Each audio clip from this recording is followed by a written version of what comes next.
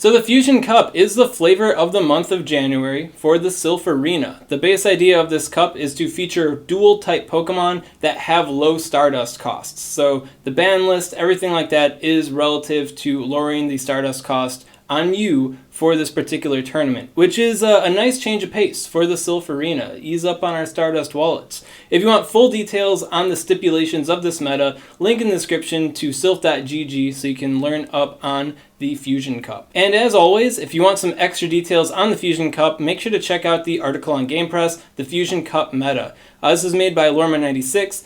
Lorma goes way deep into way more matchups than I do here, so if you want the full disclosure, make sure to check this out. And it also has a different graphic than the one I'm using. Basically, slight creative differences, slight storytelling differences between me and the Lorma on this meta here. This graphic highlights the grass-type Pokemon a little bit more, and the matchups here are much more needlepoint than mine are, where my graphic, on the other hand, is more cyclical. Which, I feature the Ice and the Fairy type Pokemon, which makes explaining the meta a little bit more easy for me. So both graphics are available in the description if you want to check them out. So when it comes to the best Pokemon in this meta, you might think it's Altaria, but it's actually Whiscash. Whiscash is freaking insane in the Fusion Cup. So much so that even though the flying types, the fairy types, the ice types, they can all technically counter Whiscash, you may want to bring a dedicated grass type Pokemon to handle this nasty boy. Here we have all the Pokemon in the Fusion Cup on PvPoke against Whiscash. And this particular Whiscash has a 2 Mudshot energy lead here, right? So I switch in Whiscash, you switch in something to counter Whiscash. Well, looking at all the matchups here, with that energy lead, Whiscash only loses 18 matchups out of all the Pokemon available in the cup. And if you go down the list, there's something in common with many of these Pokemon. They might be grass types, they might be Gyarados, Swampert, and Poliwrath as well. But for the most part, we're seeing that grass type Pokemon are the champions of the Whiscash matchup, along with a couple others, which I will get into in a bit. But because of this overwhelming dominance that we're seeing here, a fairy type, an ice type, your flying types, they don't really seem to be cutting it for really countering the Whiscash, which means if you're not bringing a grass type Pokemon, Whiscash could very easily get out of control. Now, big problem for the grass type Pokemon, of course, is that most things wail on them. So grass types have many counters, but the grass types are there to pressure this ugly lad. Yeah, so as far as the grass types go, I'd say there are 3 that you should consider. Obviously, there's the Venusaur. Venusaur's benefit is that it can also handle the fairy type Pokemon well, and a lot of neutral matchups don't really enjoy getting hit by the Sludge Bomb. You could actually take out the Charizard, for example, with the Sludge Bomb. But you are completely lost against the Steel type Pokemon and the Flying type Pokemon for the most part. Another big grass type to consider as well is the Shiftry. Yeah, so Shiftry with the rapid Snarl energy gains can actually take down the Bronzong and any other niche Confusion type Pokemon that might whittle their way into this cup. It also gives it a lot of threat on the Lola Marowak and the Frostlass as well. And of course, these neutral matchups up here, they don't really like getting hit by the Dark Pulse either. So Shiftry is also a very potent option. Of course, you could always sit back and go with the Razor Leaf on the Victory Bell, being able to chonk things down quite well, especially if stuff's weakened. You can take them out with just the Razor Leaf. You don't have to worry about that charge move. So I'd say those are the 3 flagship grass type Pokemon that you should look at. Of course, if you are feeling a little bit risky, maybe you don't need a grass type Pokemon, well then you got the flying types, the fairy types, and the ice types to look at. As far as the other Mud Bois go in this cup, Quagsire has a pretty good amount of swag. It can beat a lot of matchups that Whiscash loses to with the Stone Edge damage. For example, Noctowl has a really easy time against the Whiscash, and yes, Stone Edges, this guy does not appreciate them. And then when you got the fairy type Pokemon with the ice and flying subtyping, and then the ice type Pokemon themselves, they also don't appreciate the Stone Edge. And then in a lot of other matchups where you're going to be winning anyways, you could win a little bit harder, maybe a little bit faster with the Earthquake damage compared to the Mud Bomb. Big thing though is Whiscash is generally going to beat you, so it's like you really have to consider if you want to use Quagsire over Whiscash. Perhaps you want to combo them together, double Mud Bois strat for some solid bench pressure. Maybe if they're going soft on the Whiscash counters, the Quagsire could take advantage of that. I don't know. I could see double Mud Bois working out. And then finally, in the group here, we have Swampert. Swampert, man, yeah. So big thing that it has going for it And quite possibly the only thing it truly has going for it is that it can beat Whiscash.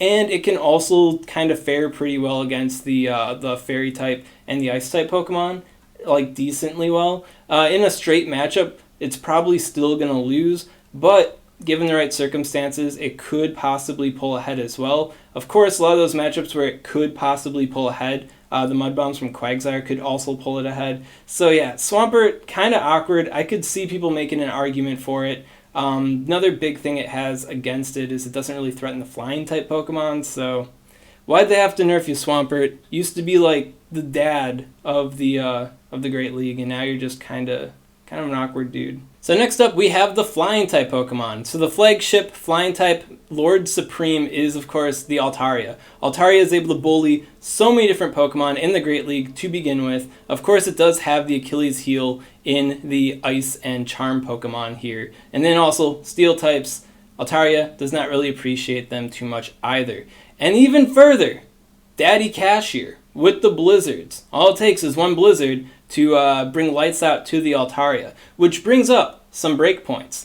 Yeah, if an Altaria has a 105.4 attack stat, then against most Whiscash, you'll be able to hit a breakpoint, which allows you to do one more Dragon Breath damage, which makes it so Whiscashes can't go back-to-back on the Blizzard. However, all they have to do is bait you with a Mud Bomb, and then the matchup goes back to Whiscash anyways, so a little bit, it's a benefit, of course, especially if people feel like they can just straight Blizzard you. If you got the attack stat, then you can definitely take that guy out.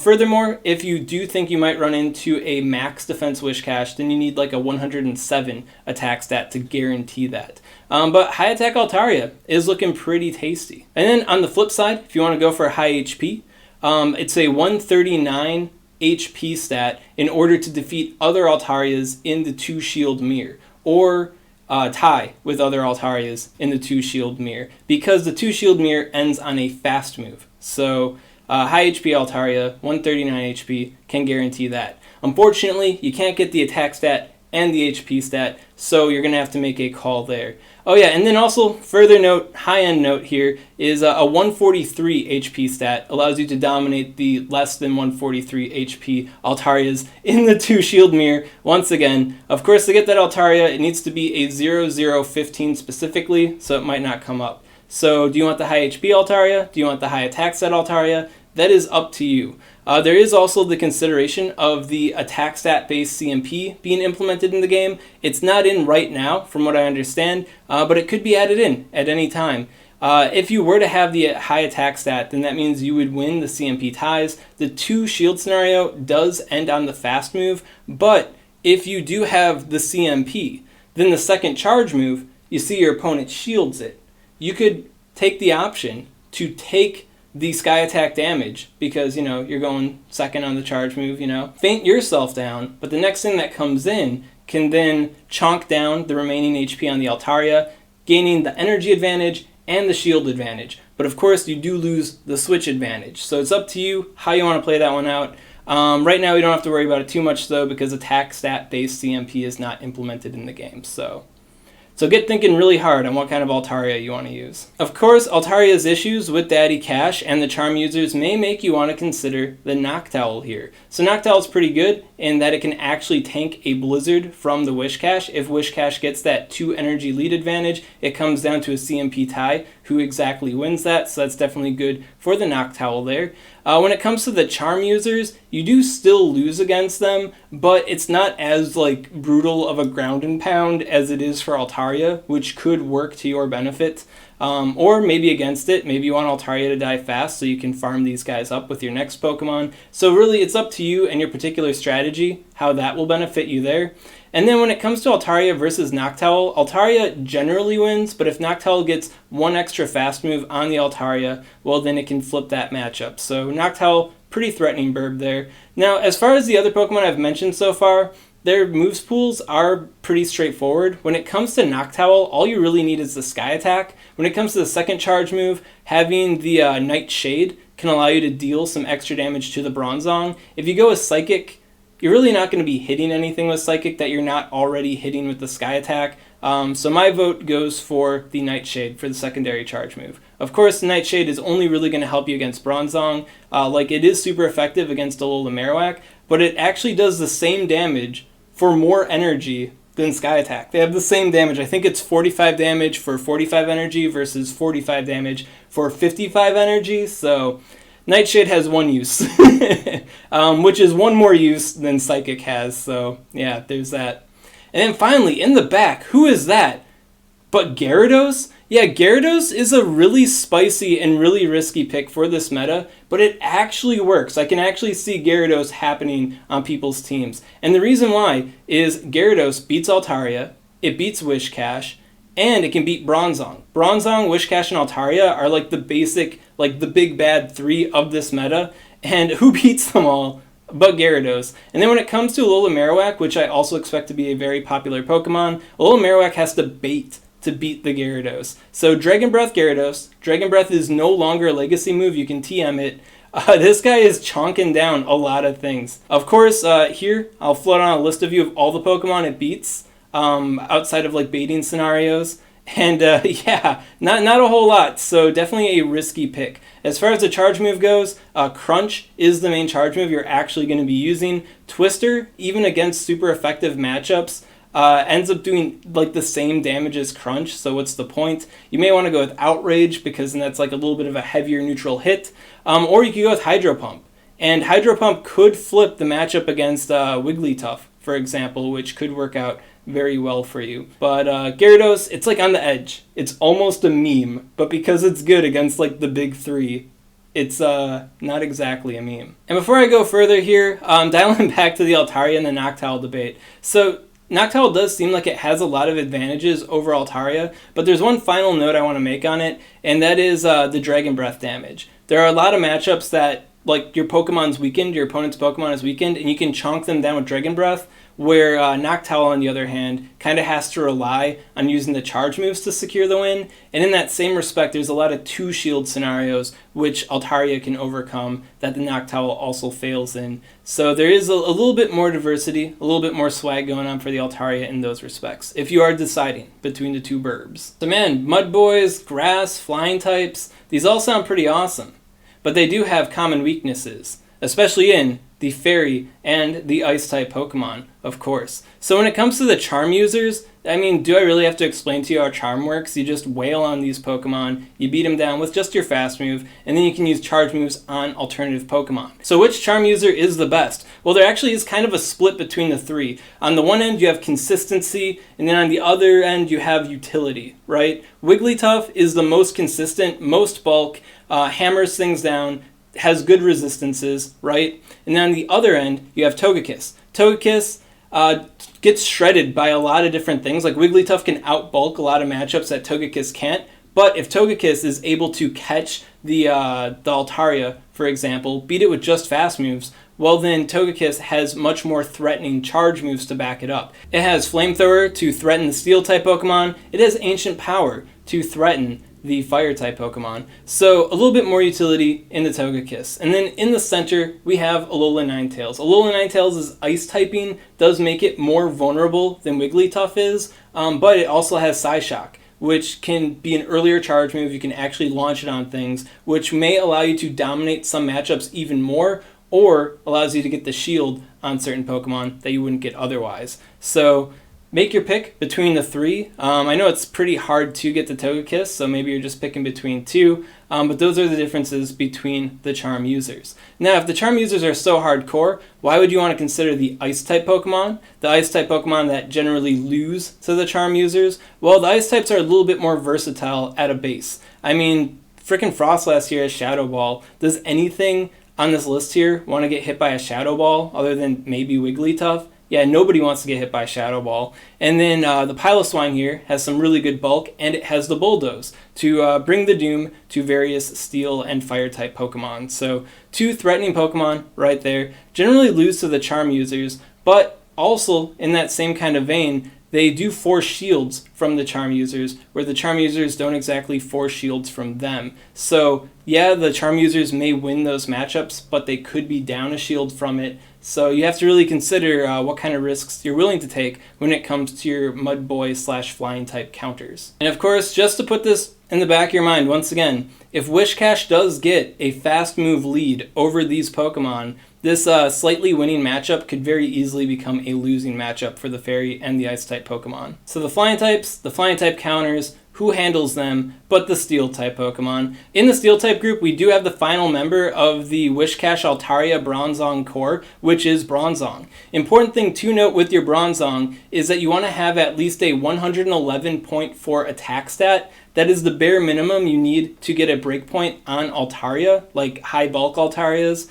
You could go for an even higher attack stat. I think the cutoff is like 114, but that would be against a maximum defense Altaria, which right now, you know, high HP, high attack, that's the name of the game. When are you going to run into a high defense Altaria? It could happen. Just make sure to check your attack stat on PvPoke when you're going to look to build a Bronzong. That 111.4 is the basic. The closer you get to 114, the more consistent it's going to be in being able to handle the Altaria. That small detail aside, yeah, Bronzong's doing pretty dang good. Now, this is also an area of contention in my graphic. There are some matchups here that aren't needlepoint. For example, Piloswine has a pretty good time against the Noseman over here, the Probopass. And then the Frostlass here does have opportunities to beat the Bronzong. So obviously the Ice types kind of swagging in a little bit. But for the most part, the Steel types, the general idea of the group beats the other group, which is why it's featured on my graphic this way. You just have to use a little bit extra brain power when it comes to those kind of matchups. But yeah, Bronzong,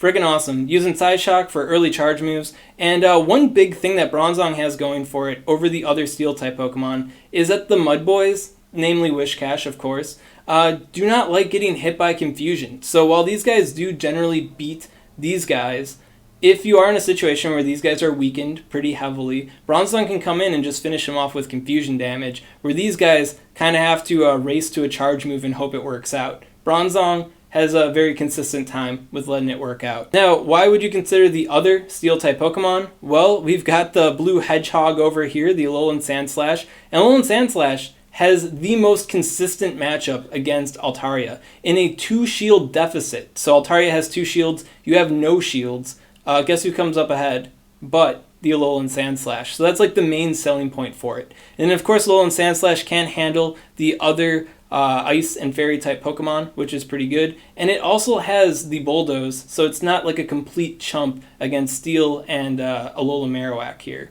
And the Ice Punches, even though this guy's probably going to lose against these guys, those wicked fast Ice Punches do deal a pretty hefty number to them. So definitely not completely lost there.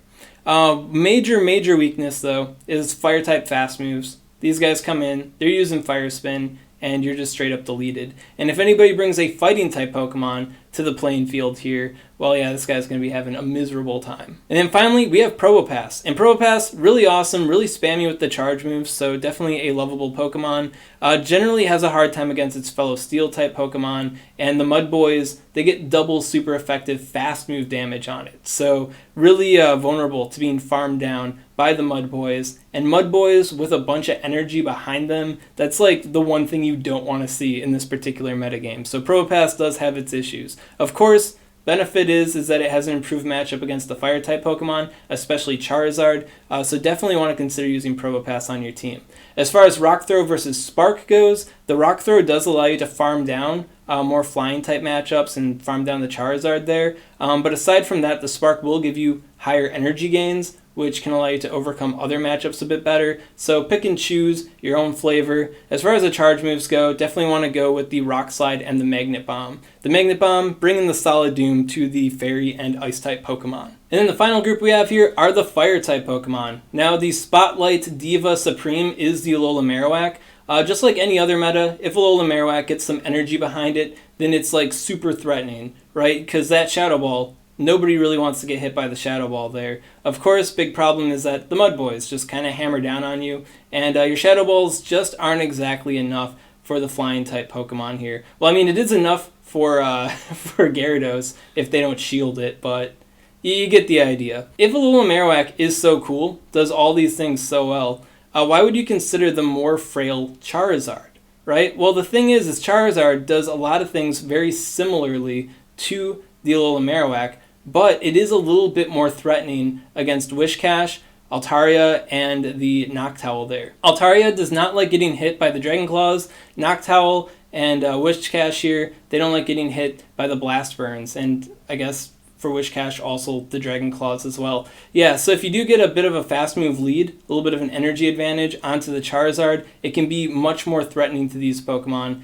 than the Lola Marowak can. That said, it does have some worse matchups against the Ice-type Pokemon, and it's more frail in general. So there's definitely a lot of issues with the Charizard in that respect. But you get the energy lead, you get the switch advantage, Charizard can be pimpin'. Now, if you are thinking about the Air/Charizard, and how it can get a pretty nice advantage over Whiscash, I feel like in this particular meta, there are way too many drawbacks to using Air/Charizard than there are benefits, and you lose a lot of matchups you really want to win with Charizard if you go from Fire Spin to Air Slash. Same with Wing Attack as well. So this is a Fire Spin Charizard only kind of gang here. Similarly, if you were wondering about Hex on the Lola Marowak, Hex on Lola Marowak does allow you to handle the mirror matchup a bit better, but then once again you are losing a lot of other matchups that are super relevant to the Lola Marowak for those slight energy gains. I could see more of an argument for Hex Lola Marowak than I can see for Air/Charizard though, so maybe play around with the Sims and see which one suits your fancy as far as Lola Marowak's fast moves go, but I'm on Team Fire Spin here. And there you go, that is the Fusion Cup meta simplified. Now of course there are many other Pokemon that can work in the Fusion Cup. They are detailed heavily in Lorma's articles, so definitely check out that article, get those details. Some such Pokemon to consider, here we have Magcargo, for example. Magcargo with the Rock Throw damage can farm down a lot of the Fairy, Ice, and Flying type Pokemon, which is awesome, and then the Fire type Pokemon as well. So there's 3 groups that you have an advantage over. In the past, Magcargo could do this kind of thing as well, but it never really had charge move threat behind it to, unload on the next Pokemon coming in. But now it has the new and improved Overheat. So the Steel type Pokemon come in after this guy has a massive energy lead from farming one of the other 3 groups. They don't want to deal with that. The Grass-type Pokemon don't want to deal with that. And even though Whiscash does have a resistance in, it does not appreciate getting hit by the overheats. So definitely a good gain for the Magcargo there. Another really potent Pokemon to consider is Poliwrath with the Mud Shot, the Ice Punch, and the Dynamic Punch. Mud Shot is no longer a legacy move. You can TM it onto any Poliwrath, which is awesome. And with the Rapid Ice Punches, it can take down the Altaria. It's got a alright time against the Whiscash. You kind of have to bait and land a Dynamic Punch, but you can beat the Whiscash with it. So definitely a lot of threat coming in from the Poliwrath. Alternatively, you could go with Hydro Pump over the Dynamic Punch. You maintain the same victories, and you gain even more victories over that as well. Like the Fire-type Pokemon, they don't want to get hit by Hydro Pump. Just about everything doesn't want to get hit by Hydro Pump. The thing is, though, is that if they shield it, well, then that's all that energy wasted, and it makes a lot of your other matchups against, the Steel-type Pokemon and the Whiscash a lot less consistent. So it's up to you if you want to take those risks or not. But Poliwrath is pretty radical. But yeah, those are only a couple of the other wildcard type, alternative coverage type Pokemon you could consider for the Fusion Cup. So definitely check out the Game Press article, link in the description, if you want to get filled up on all the different matchups. I just feel like these are the basic Pokemon that you should be considering for the Cup and loading up for your teams. Alright, that's all I got to say for now. If you got any questions on this content, comment below, let me know what's up, and I'll be happy to help you out. And if you enjoyed this content and you want to see more like it, well, make sure to subscribe to SwagTips. SwagTips. Yeah, I think this is reversed, guys. But the base idea is here. My girl got me the swag unknowns. Oh god, no, we read left from right, I think. So I can't hold these all up individually, comfortably. But the main thing you gotta know is my girl got me the 4 letters of unknown to spell swag, which is freaking awesome. I hope you guys had some good holidays up in your area, and the spirit of swag came to visit you as well.